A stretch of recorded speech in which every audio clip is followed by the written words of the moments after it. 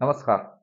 गुरुज्ञान ज्योतिष क्लासमध्ये आणि मार्गदर्शनमध्ये मी स्वप्नील देशपांडे तुमच्या सर्वांचं सहर्ष स्वागत करत आहे. नाशिकचं प्रकरण भरपूर गाजत आहे आणि खरात म्हणून जी व्यक्ती आहे, विकृतच म्हणावे लागेल. तर अशी व्यक्तीचा म्हटलं आपण कुंडली काढून बघूया की त्यांच्या कुंडलीमध्ये काय योग असतात. तर हे मी जरा सर्च करायला सुरुवात केली की खरातची कुंडली काय, म्हणजे जन्म तारीख त्यांची काय येते आणि जन्मवेळ काय हे कुठून मला मिळू शकतं. तर हे सर्च करता करता मला त्यांची एका साईटवरती पासपोर्टची कॉपी मिळाली आणि त्याच्यावरती मी बघितली जन्मतारीख 1/6/1965 अशी होती. आता ह्याच्यामध्ये मी सगळ्यात काय म्हटलेलं आहे, अंकशास्त्र खरातची जन्मतारीखच बोगस. आता ही जी तारीख आहे 1/6/1965 ही मी बोगस आहे अशा पद्धतीने मी का म्हणतो, याचं सुद्धा एक कारण आहे.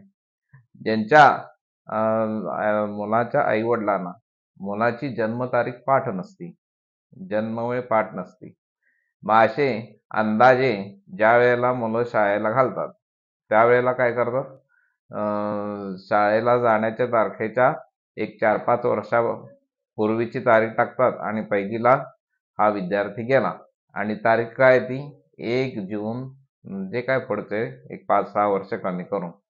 म्हणजे ज्या मुलाच्या आई वडिलांना आपल्या मुलाची जन्मतारीख सुद्धा माहिती नसती, म्हणजेच ज्याचे आई वडील त्या काळामध्ये अशिक्षित होते, म्हणजे त्यावेळेला जन्मतारीख लिहून ठेवावी किंवा अशा गोष्टी सुद्धा त्यावेळी ज्या लोकांना माहिती नसतात अशांची तारीख ही बोगस निघत असते. आणि आपल्याला माहिती आहे की भारतामध्ये जवळजवळ 50% लोकांची तारीख म्हणजे जन्म तारीख ही 1 जून, मग पुढचं कोणतंही साल असू शकतं. म्हणजे शाळेत जायची तारीख ही त्याच्यामध्ये घालतात आणि त्याची ही जन्मतारीख म्हणून घालतात. म्हणजे पासपोर्टवरती सुद्धा त्यांची 1/6/1965 अशी त्यांची जन्मतारीख लिहिलेली आहे. परत कॅप्टन हे सुद्धा बोगसच आहे. ॲस्ट्रॉलॉजर स्वतःला म्हणतात हे सुद्धा बोगस आहे. आणि अंकशास्त्रासाठी म्हणजे कोणाच्याही संख्याशास्त्रासाठी, कोणाचाही लकी नंबर काढण्यासाठी जन्मतारीख ही फार सध्या महत्त्वाची असते. म्हणजे पूर्वीपासूनच जन्मतारीख ही माहिती असणे प्रत्येक व्यक्तीची गरजेची आहे. आता ज्या व्यक्तीला स्वतःची जन्मतारीख, स्वतःचीच कुंडली माहिती नाही, अशी व्यक्ती दुसऱ्याची कुंडली बघून काय सांगणार? म्हणजे कुंडली बघत होतं की नाही पहिला हा विषय आहे.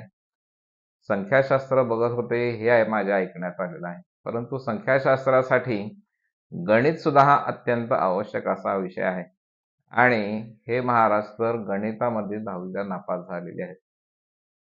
म्हणजे असा हा सगळाच बोगस माणूस आहे आणि अशा बोगस माणसाकडं जाणाऱ्यांची संख्या सुद्धा भरपूर होती आणि अशी मूर्ख माणसं सुद्धा या जगामध्ये आहेत. हेच बघून मला फार आश्चर्य वाटतं. म्हणजे काय, एका चित्रपटात असा एक डायलॉग होता की दुनिया झुकती है झुकाने वाला चाहिए. असे ह्याने सगळ्या दुनियेला झुकवलं म्हणायला या ठिकाणी हरकत नाही. असा हा सगळाच बोगस मेंबर आहे. ह्याची कुंडली सुद्धा निघू शकत नाही, ह्याची जन्मतारीख सुद्धा या व्यक्तीला माहिती नाही आहे. त्यामुळे जे शाळेला जायचे तीच तारीख ह्याने टाकलेली आहे. तुम्हाला काही तुमच्या कुंडलीबद्दल काही प्रश्न असतील तर आम्हाला नक्की संपर्क करू शकता. आम्ही कुंडलीचं मार्गदर्शन करून सांगतो आणि कोणतीही शांती सांगत नाही किंवा कोणताही खडा तुम्हाला वापरा म्हणून सांगत नाही. म्हणजे कोणालाही खर्चामध्ये पाडत नाही. कुंडलीमध्ये एखादा ग्रह किंवा 2 ग्रह जर बिघडले असतील, फक्त ते ग्रह म्हणजे एखादे ग्रह जर बिघडले असेल तर त्या कोणत्या देवाची आराधना करायची आहे, उपासना करायची आहे, म्हणजे बिनखर्चिक उपाय असे आम्ही या ठिकाणी सांगत आहे. आणि शिवाय आम्ही कोणाला भेटत सुद्धा नाही. हा आपला WhatsApp नंबर या ठिकाणी वरती दिलेला आहे 9822119492. या नंबरला तुम्ही तुमची जन्मवेळ, जन्मतारीख आणि जन्मस्थळ पाठवायचं आहे आणि जन्मकुंडलीचा अभ्यास करून आम्ही तुम्हाला नक्कीच त्याच्यावरती मार्गदर्शन करतो. म्हणजे तुम्हाला पेट्रोल खर्च करायची आवश्यकता नाही, वेळ काढायची सुद्धा आवश्यकता नाही. तुम्ही तुमचे प्रश्न पाठवून द्या. आम्ही नक्कीच तुम्हाला मार्गदर्शन फोनवरती करू आणि प्रश्नांची उत्तरं व्यवस्थित कुंडली काढून तुम्हाला लिहून पाठवून देऊ.